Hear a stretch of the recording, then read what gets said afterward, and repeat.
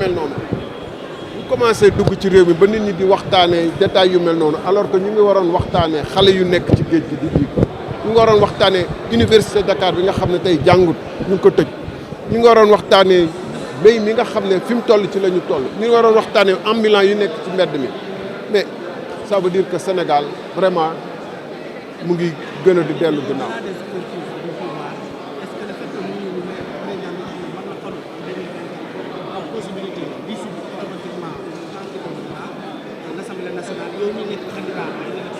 waaw yooyu ay nax la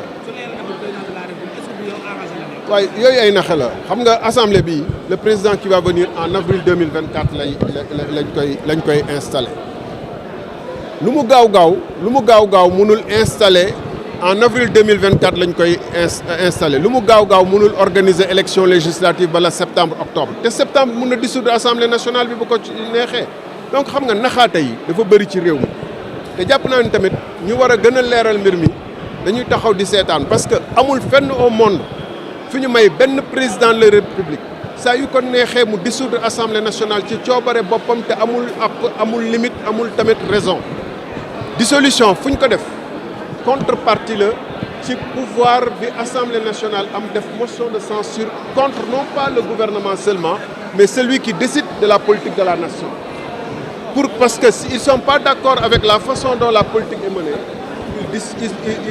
il demande à celui qui définit de se démettre bu dee États-Unis dañ koy tuddee impeachment bu dee France wala feneen ñu tuddee ko motion de censure waaye fii président de la République moom du ñëw assemblée nationale du rendre compte assemblée nationale mënul ci moom dara xanaa haute trahison donc moom dafa assemblée mënul ci moom dara ba pare moom mu am sañ-sañ dissoudre assemblée nationale donc ana équilibre des pouvoirs bu ñu doon wax ana yemale bi nga xam ne dañu jox gëdd assemblée nationale pour mu saytul askan wi ak càmbaral askan wi li président de la république def parce que bu ñu fàtte ni fii exécutif bi du premier ministre moo ko dirigé exécutif bi président de la république moo ko décidé moo ko dirigé moom mooy définir politique de la nation moom mooy nommé à tous les emplois civils et militaires moom mooy def extra moom mooy def politique étrangère moom mooy yore force de défense et de sécurité yi donc moom mooy vrai exécutif bi te parlement c'est pour contrôler l'exécutif et yamale doole exécutif bi bu ëppalee bu ne ko ëppal nga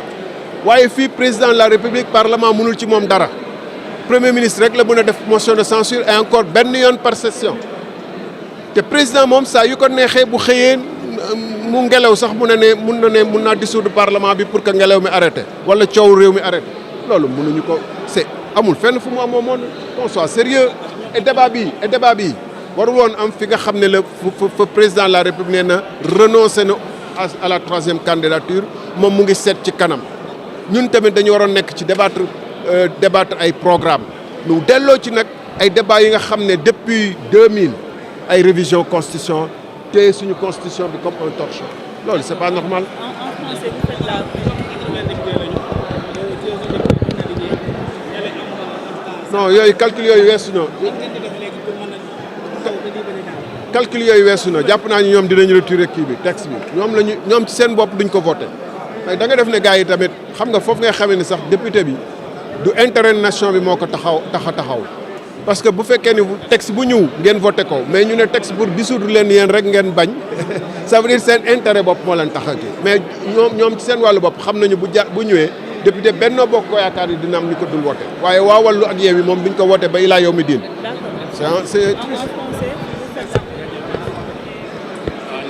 Pape.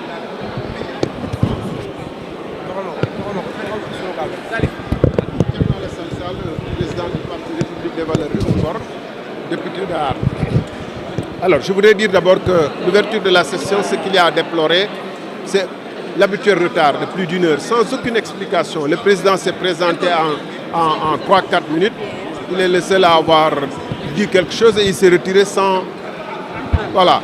C'est pas respecter l'opinion, le pays, la nation, que de venir toujours avec 1 heure de retard, 2 heures de retard. Ça, c'est un point de remarque. Mais pour le reste, effectivement, la procédure suivie est normale. Il y a le quorum et la conférence des présidents ainsi que le bureau vont se réunir pour définir l'agenda suivant lequel on va examiner les textes qui sont soumis à l'attention de l'Assemblée nationale. Ceci dit, ces textes-là, notamment en ce qui concerne la révision de la Constitution qui permettrait au président de la République de dissoudre l'Assemblée nationale à sa guise et à sa convenance est une atteinte fondamentale au principe de la séparation des pouvoirs et à l'équilibre des pouvoirs. Parce qu'on donne des pouvoirs exorbitants du président de la République à sa guise et sans aucune raison valable de dissoudre, sous le prétexte fallacieux de coupler les agendas entre la présidentielle et les législatives et de rationaliser. Mais c'est une contradiction d'ailleurs flagrante. Dès l'instant où le président peut dissoudre, il peut donc de ce fait découpler les élections présidentielles, l'élection présidentielle des législatives. La seule façon de coupler définitivement, justement, ces deux agendas, c'est de faire en sorte qu'on enlève au président le pouvoir de dissolution. Et comme ça, quand on fera les législatives et la présidentielle ensemble, plus jamais il ne pourra remettre en cause cet agenda. Donc ça n'a aucun sens. Et ça, cet argument qu'ils utilisent trahit leur mépris vis-à-vis de l'opinion. D'ailleurs, le climat nauséabond qu'on a installé, où leurs propres députés ne se retrouvent pas dans la proposition dans le projet qui est fait, où on l'on dit qu'il aurait peut-être même des velléités, lui le président sortant, de faire en sorte qu'il dissolve l'Assemblée nationale, qu'il dissoute l'Assemblée nationale et qu'il fasse coïncider la prochaine présidentielle avec les législatives, qu'il soit à la tête de file de la liste législative et qu'il batte campagne pour son dauphin. Tout ça montre, bon je ne crois pas à ça, mais ça montre combien les débats sont devenus très bas dans ce pays-là. Au moment où on devrait parler des jeunes qui sont en train de mourir en mer, au moment où on devrait parler du chômage immense des jeunes, au moment où on devrait parler de l'université de Dakar, qui est pour ainsi dire renvoyée en vacances ad aeternam vitam. C'est des questions prégnantes qui nous occupent et on devrait pour une fois discuter de programme. Je vous remercie.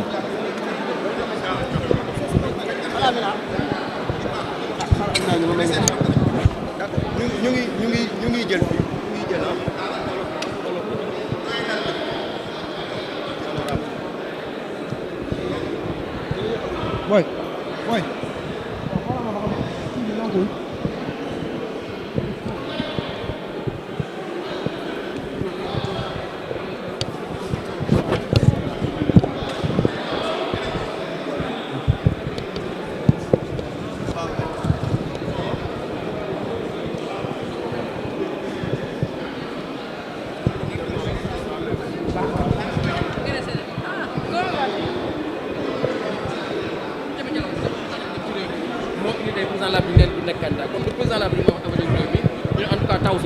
On est opposé à ce texte-là.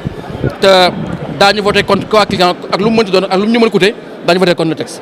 léegi yeneen projet de loi yu ñu bëgg président bëggoon a introduire.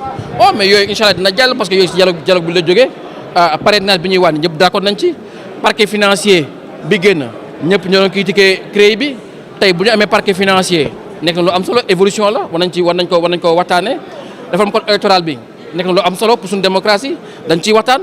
Et je pense que yëpp ay avancées démocratiques la ñu war ci jublu lu gaaw avant ñu dem ci élection présidentielle parce que bii pas Sénégal yi tànn seen président en toute responsabilité.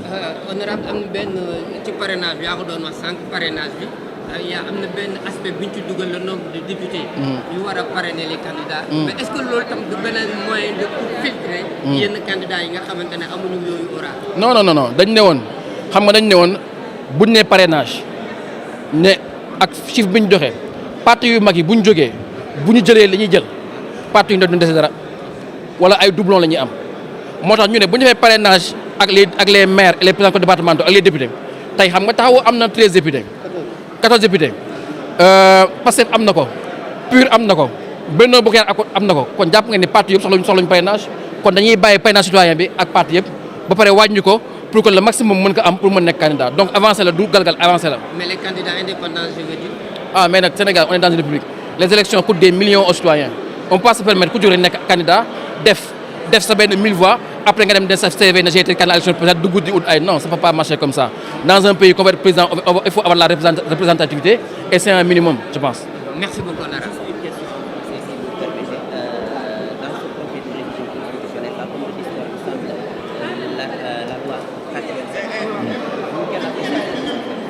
Oui, nous on est totalement opposés à ce texte-là. Non pas parce qu'il y a une pression d'ordre pour nous dire non, reculer. Non. On est opposé parce qu'on nous a fourni un exposé des motifs avec 3 bouts de phase où on nous dit qu'il faut rationaliser le calendrier électoral. c'est quelque chose qu'on ne peut plus entendre dans ce pays-là. Il faut arrêter. Si les élections doivent coûter 100 milliards par élection, il faut en faire. On a 3 élections tous les 5 ans. Comment on peut nous dire que dans un pays qui vote un budget à 6 7 000 milliards, qu'on n'a pas de quoi faire des élections? Les élections, ce n'est pas histoire d'élire une personne, un président ou non. C'est un moment de respiration démocratique où les populations s'expriment. Nous avons dans ce pays-là une population qui explose, qui est jeune, qui est dynamique, qui est vibrante, mais qui quelquefois aussi peut être très violente. Mais si on veut que les populations puissent s'exprimer et désamorcer la radicalité, il faut qu'on multiplie les élections, qu'on multiplie les consultations populaires. Et à partir de là, on ne peut pas nous dire qu'on va besoin de rationaliser. C'est un argument fallacieux, impertinent, inconséquent. Et partant de là, nous ne soutiendrons pas ce texte-là. Quoi qu'il nous en coûte, on ne votera contre. Et c'est pour ça qu'on votera contre, en toute responsabilité, en toute maturité. Je pense que c'est un texte qui est intéressant puisqu'il y a une évolution. Aujourd'hui, on a un parrainage parlementaire qui permet